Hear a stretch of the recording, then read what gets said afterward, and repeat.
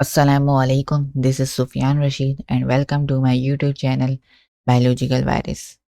तो आज हम 9 क्लास की बायो की बुक के चैप्टर नंबर 5 जो कि है सेल साइकिल उसके MCQs को डिस्कस करेंगे। तो आइए टाइम वेस्ट किए बगैर शुरू करते हैं। तो हमारे पास जो फर्स्ट MCQs है वो है विच प्रोसेस इन्वॉल्व माइटोसिस। तो आइए इसके ऑप्शंस को हम लोग देख लेते हैं।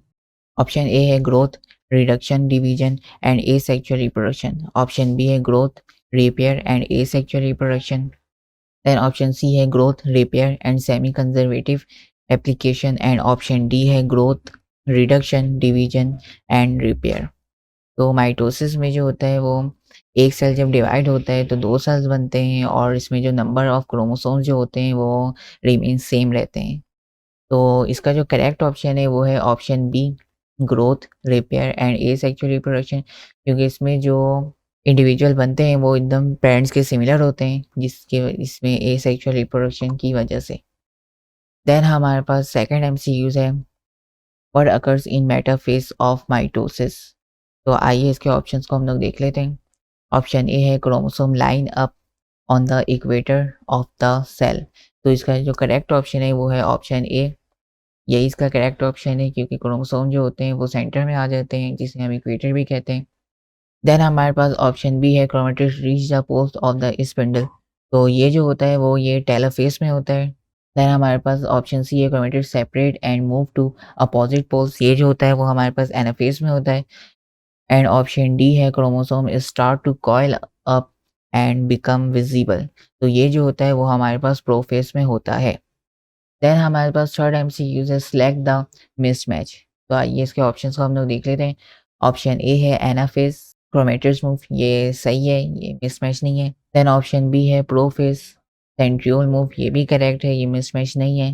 देन हमारे पास ऑप्शन सी है telophase nuclear membrane disappear. Telophase में जो होता है वो न्यूक्लियर मेम्ब्रेन डिसअपेयर नहीं होता है बल्कि न्यूक्लियर मेम्ब्रेन बनने लगता है। तो इसका जो करेक्ट ऑप्शन है वो है option C, nuclear membrane disappear, क्योंकि ये मिसमैच है। देन ऑप्शन डी है मेटाफेज क्रोमोसोम लाइन अप, ये भी करेक्ट है, ये भी मिसमैच नहीं।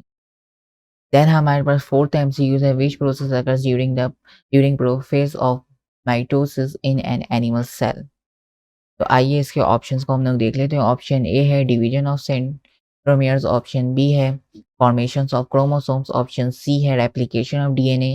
डीएनए की जो रेप्लिकेशन होती है वो माइटोसिस से पहले होती है जिसे हम इंटरफेज भी कहते हैं।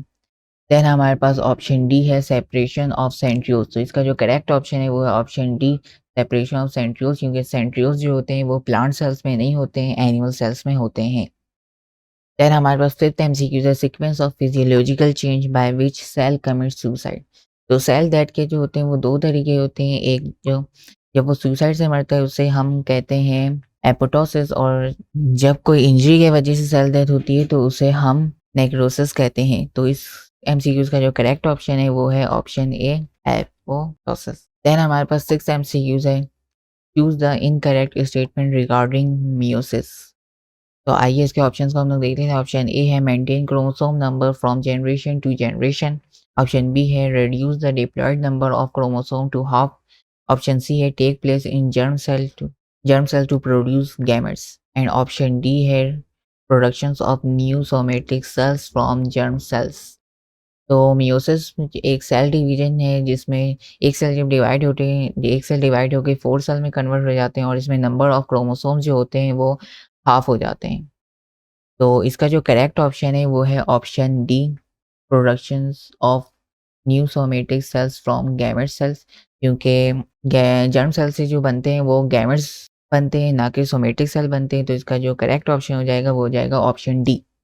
देन हमारे पास सेवेंथ MCQs है a type of cell division in which spore mother cell produce spores. तो आइए इसके ऑप्शंस को हम लोग देख लेते हैं। ऑप्शन ए है एमाइटोसिस, ऑप्शन बी है माइटोसिस, ऑप्शन सी है मियोसिस एंड ऑप्शन डी है बोथ ए एंड सी।